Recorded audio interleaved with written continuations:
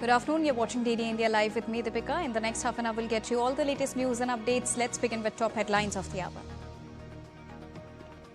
Prime Minister Narendra Modi holds bilateral talks with Singapore Prime Minister Lawrence Wong.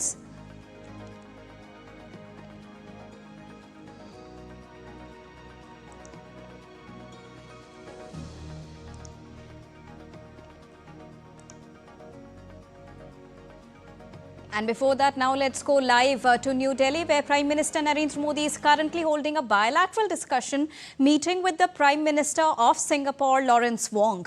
There you can see the latest visuals which are coming in from New Delhi.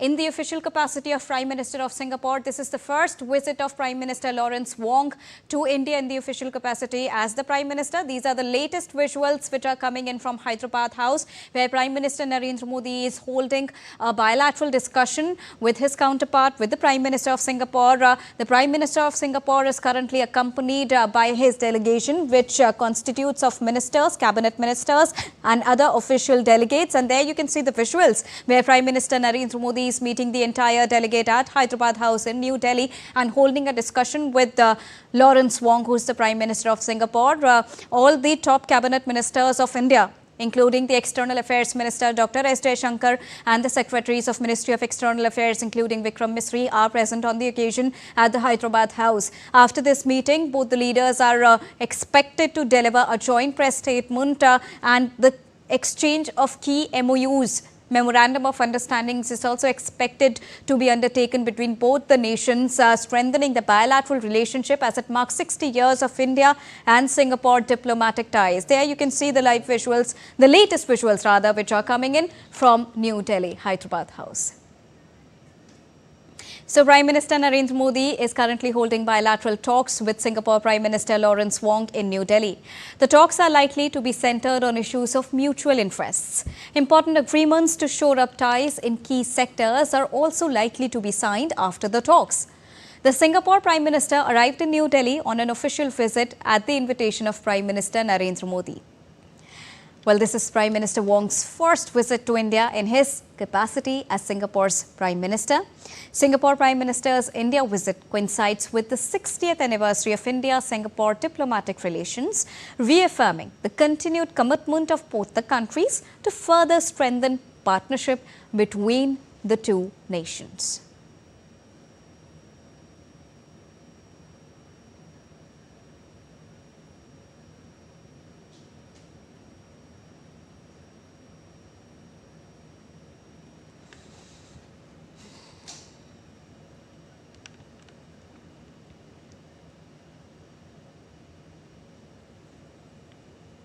So we are getting you the latest visuals from New Delhi's Hyderabad House, where both the Prime Ministers are present with their entire delegate representing both the countries.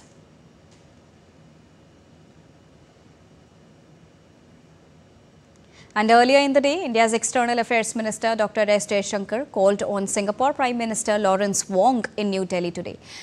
Dr. S. Jaishankar in a social media post said that he appreciated Prime Minister Wong's constant encouragement for the strengthening of India-Singapore ties. The External Affairs Minister also expressed confidence that bilateral talks with Prime Minister Modi and Singapore Prime Minister will chart a roadmap for contemporary ties of the two nations.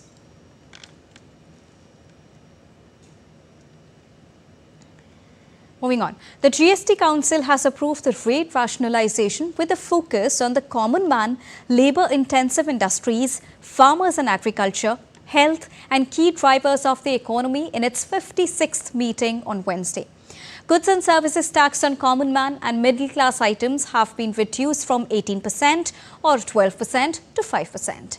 Briefing media about the new reforms, Finance Minister Nirmala Sitharaman said the farmers, agriculture and health were the focus of the reform.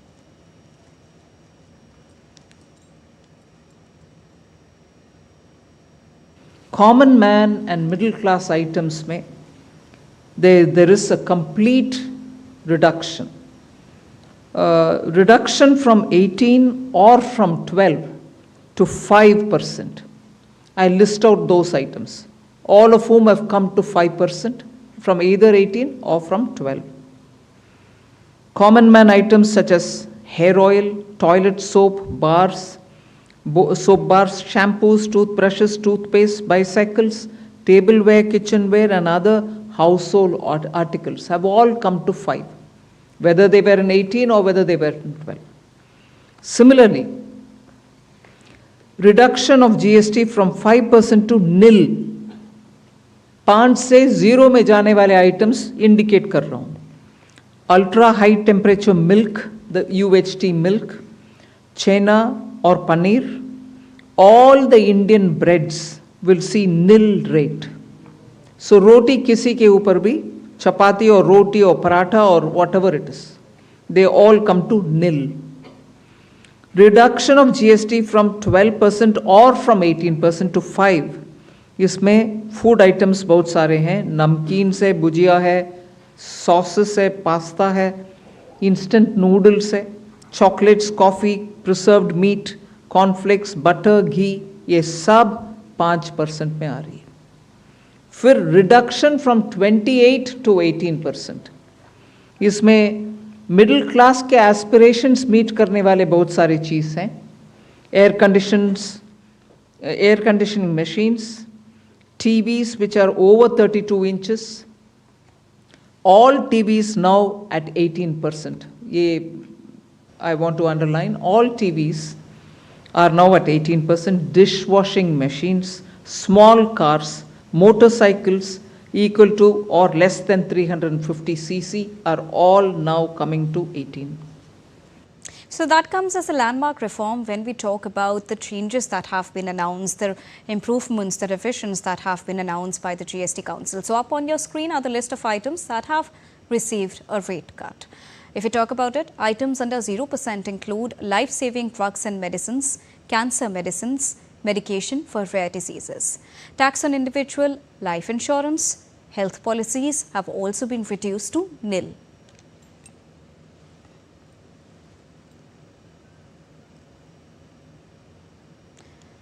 And now let's take a look at items which are under 5%. Items such as hair oil, toilet soap, soap bars, shampoos, toothbrushes, toothpaste, bicycles, tableware, kitchenware and other household articles will now have only 5% of the GDP.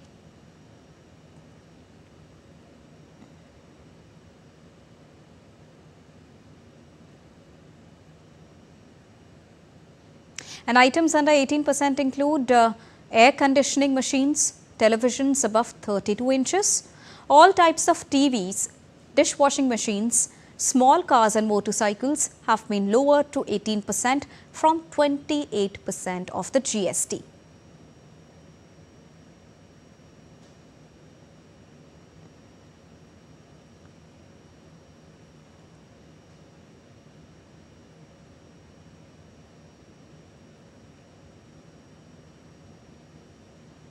And under the special category of 40%, the GST Council also approved a special tax of 40% on sin goods such as cigarettes, pan masala and gutka.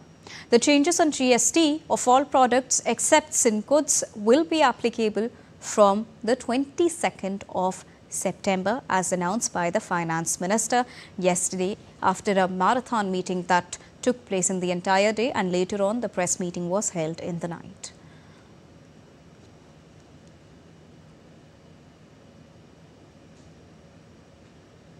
Prime Minister Narendra Modi said that the GST Council has given its nod to sweeping reforms in the indirect tax regime, calling it a next-generation step to ease the burden on citizens and boost economic growth.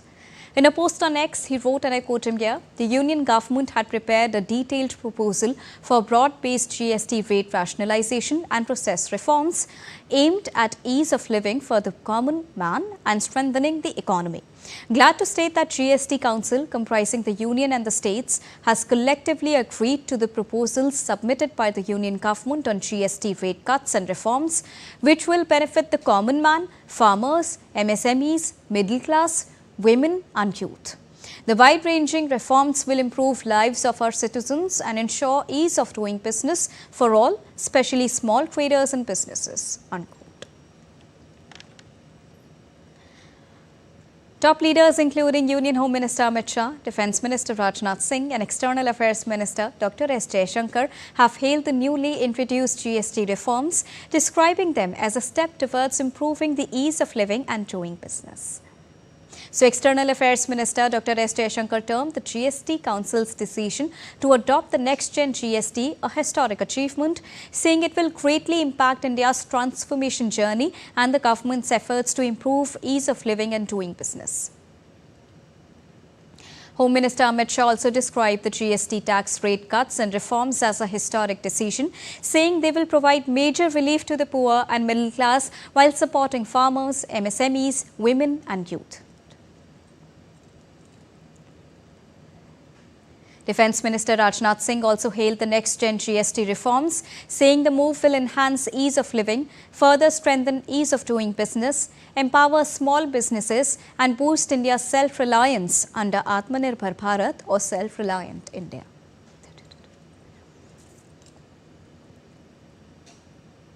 Union Commerce and Industry Minister Piyush Goyal lauded the GST reforms, calling it a decision that reinforced the vision of Viksit Bharat.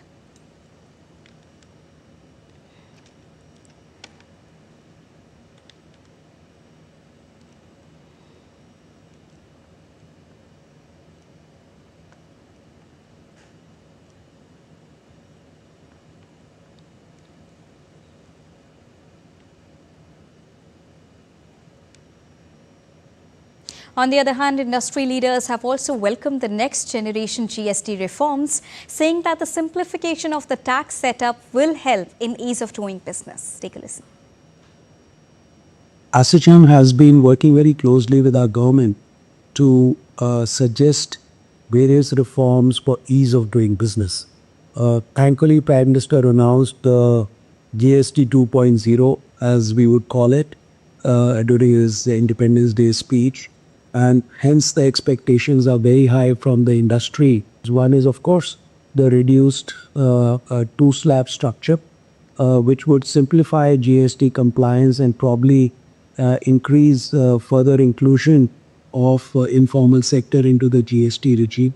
At the same time, reduced taxes on most of the consumer goods would mean increased consumption, increased capacity utilizations by the industry, and hence probably increased investments in the times to come.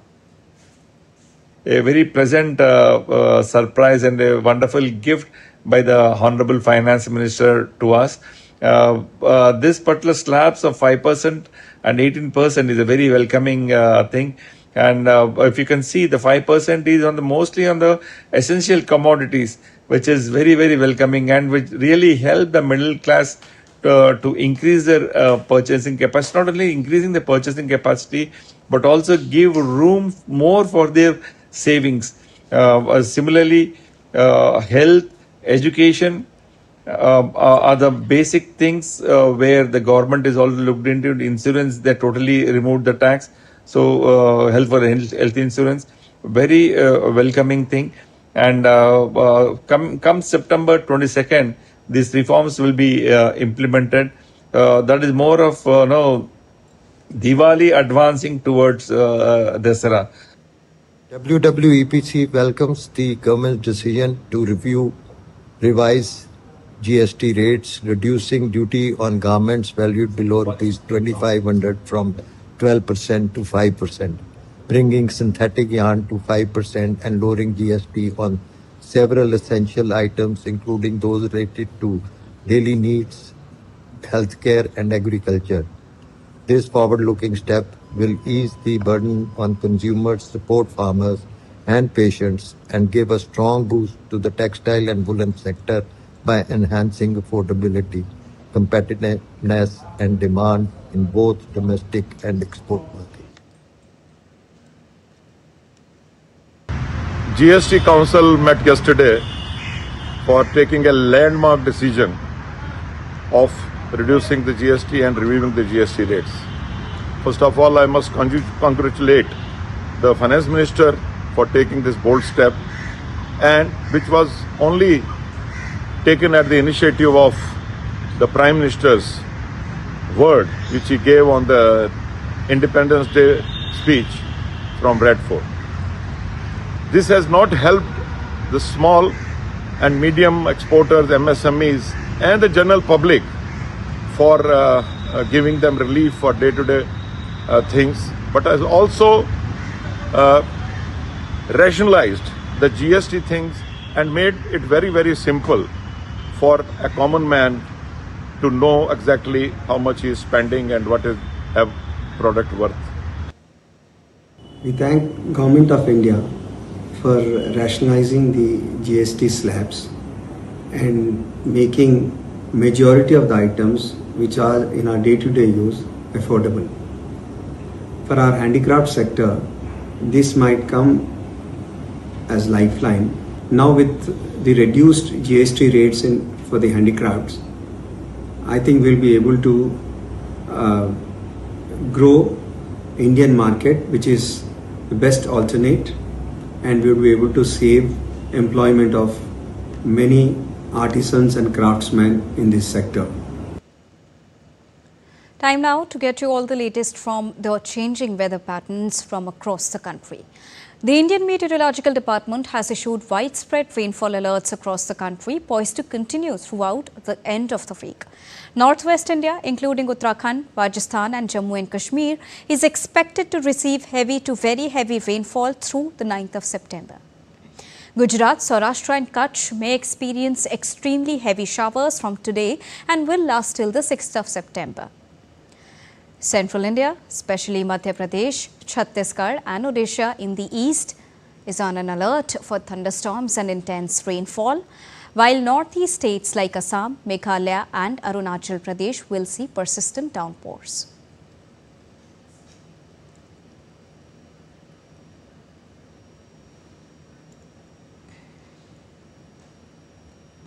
Among southern regions, coastal Andhra, Telangana and Kerala are forecasted for isolated heavy rainfall. Thunderstorms and moderate rain are likely to occur nationwide over the next 7 days.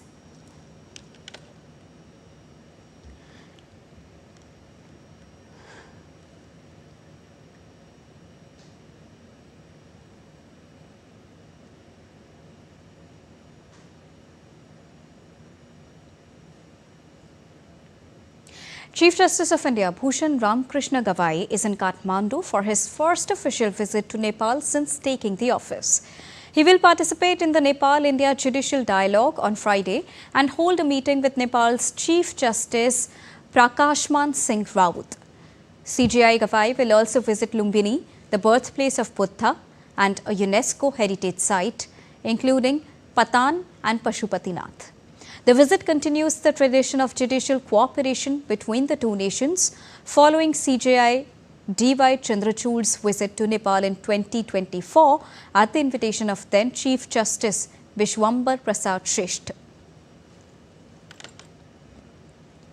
Indian Army takes immense pride in a 12-year-old girl from the remote tribal village of Sarali in Arunachal Pradesh called Miliyapi, as she secured admission to Sainik School Siang. Miliyapi's achievement symbolizes the aspirations of border communities and the resilience of Arunachal's youth. Earlier in the month of May, Indian Army launched a mentorship program to help students from border villages prepare for the Sainik School entrance exams. The initiative identified 33 students from class 5th till 8th in remote villages and provided them with structured support.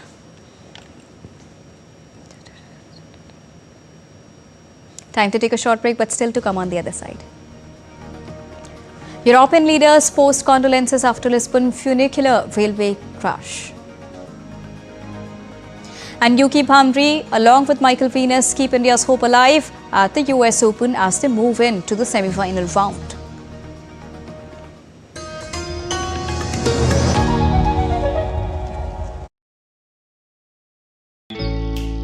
Jharkhand will mesmerize you with majestic nature, rich heritage and colorful culture. Johar. It fits perfectly. Thank you. Full workout ho gaya. Ready?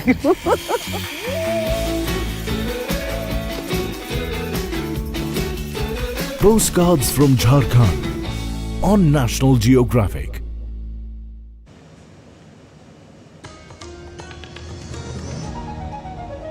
Welcome back after that short break. You're watching DD India Live. Well, French President Emmanuel Macron will co-chair with the Prime Minister of the UK, Keir Starmer, the Coalition of the Willing meeting in a hybrid format on Thursday in Paris.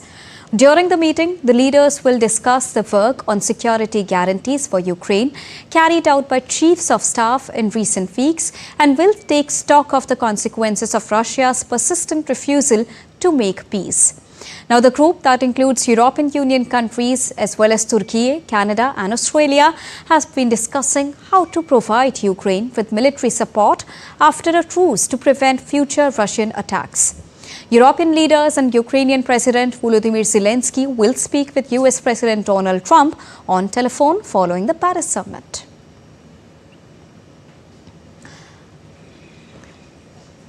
US President Donald Trump also said on Wednesday that he plans to hold talks about Ukraine conflict in coming days after his Alaska summit with Russian President Vladimir Putin in August that failed to achieve a breakthrough.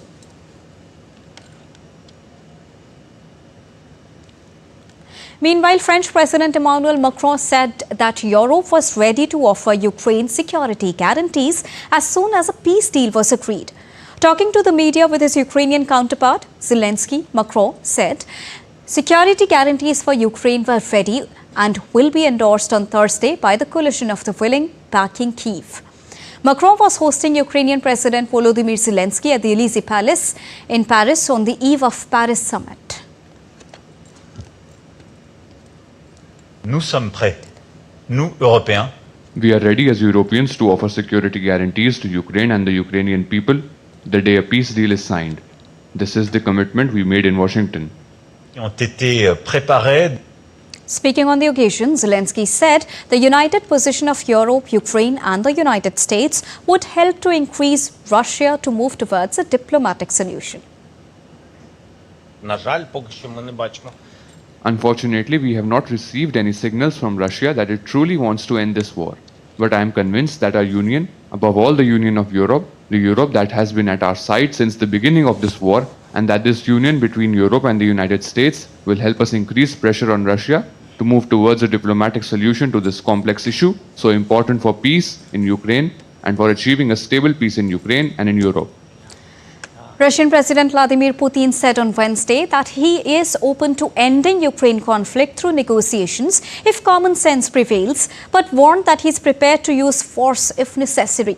However, Putin reiterated his firm conditions, including Ukraine dropping NATO ambitions and ceding control over eastern regions like Donbass. While open to meeting Ukrainian President Volodymyr Zelensky in Moscow, he questioned the legitimacy of Zelensky's presidency. Putin made these remarks while addressing a press conference in Beijing.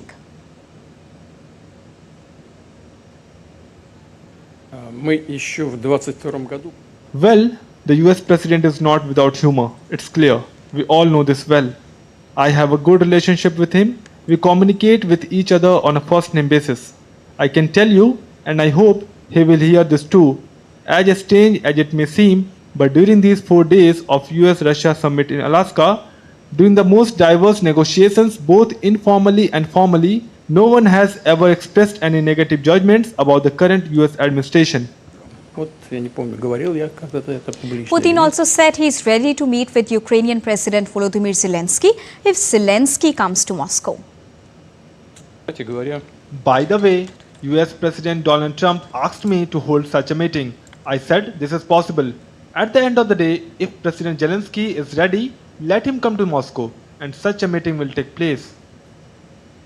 In a significant victory to the Ivy League school in its battle with the White House, a federal judge in Boston on Wednesday ordered the Trump administration to reverse its cuts of billions of dollars to Harvard University. The judge ruled that Trump's administration unlawfully terminated about $2.2 billion in grants awarded to Harvard University and can no longer cut off research funding to the prestigious Ivy League school. The ruling reverses a series of funding freezes that later became outright cuts as the Trump administration escalated its fight with the nation's wealthiest university. The administration cancelled hundreds of grants awarded to Harvard researchers on the grounds of the school failed to do enough to address harassment of Jewish students on its campus. Former Brazilian President Jair Bolsonaro's lawyers argued on Wednesday that he should be acquitted as there is no evidence that he took part in plotting a coup. Bolsonaro's defense presented its case before a 5-judge panel on the second day of the landmark trial's final phase. The proceedings are expected to conclude by the end of next week and could, for the first time, send a former Brazilian president to prison for threatening democracy. Paulo Amador da Cunha, one of Bolsonaro's attorneys, said that the former president will not attend any of the trial sessions.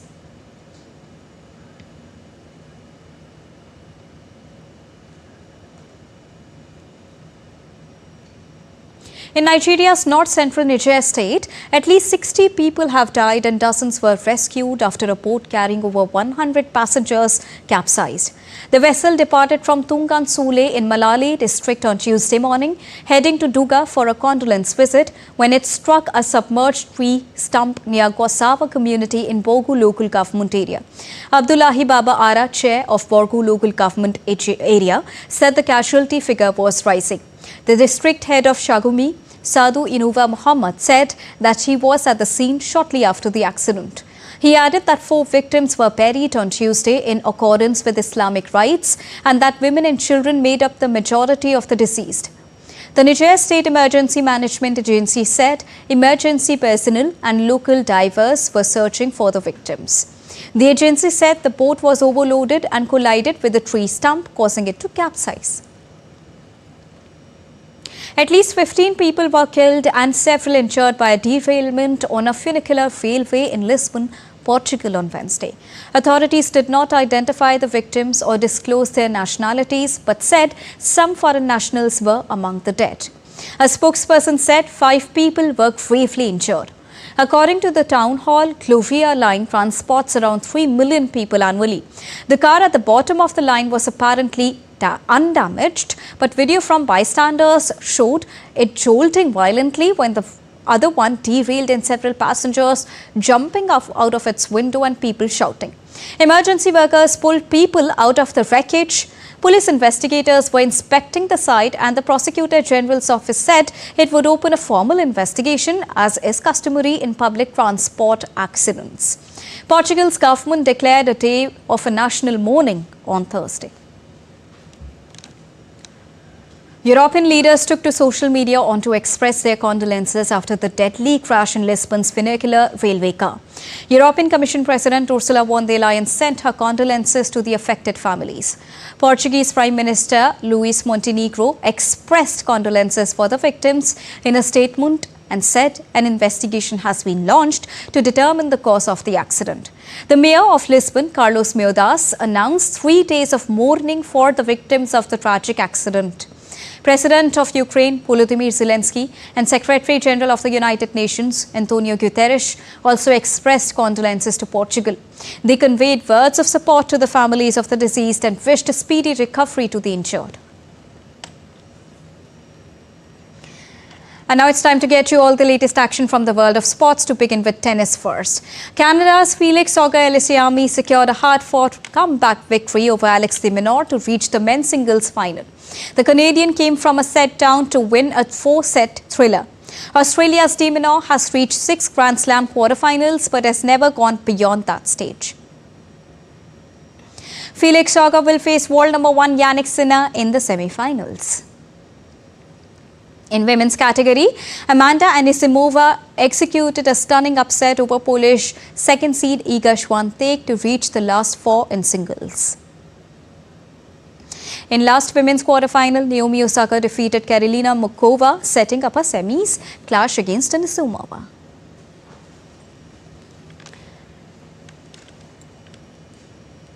In men's doubles category, India's Yuki Bhamri and New Zealand's Michael Venus booked a semi-final berth after a historic victory in the last 8 stage. Yuki Bhamri and Venus progressed to semi-finals after defeating Croatia's Nikola Mektic and America's Rajiv Ram. Ram and Mektic put pressure on Indian-New Zealand duo, but they stood strong as Bhamri put away a volley on the first set point. The tightly contested second set was won by Ram and Mektic in the tie-breaks. However, the 14-seeded pair rallied for the deciding set and progressed to their first-ever Grand Slam semi-final. In the ongoing Hockey Asia Cup, Harmanpreet Singh's Inform India will take on Malaysia in the second Super Fours game at Rajgir Hockey Stadium in Bihar on Thursday. Team India has momentum on their side as they remain unbeaten in the tournament so far.